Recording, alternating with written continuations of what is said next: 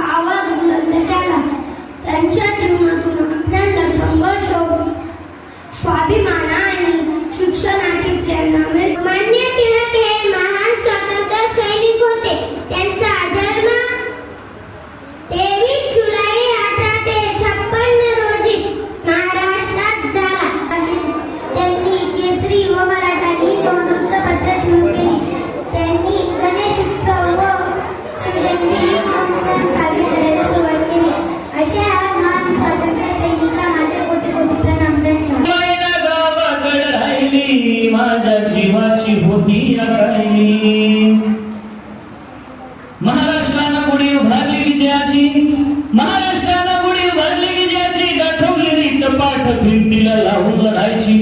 परितव मग थांबली नाही माझ्या अंतरीची. गावाकडं मैना माझी भेट नाही तिची, तीच जीवाची होती अकाली. माझी मैना गावाकडे राहिली माझ्या जीवाची होती अकाली. माझी मैना गावाकडे राहिली माझ्या जीवाची होती अकाली. माझ्या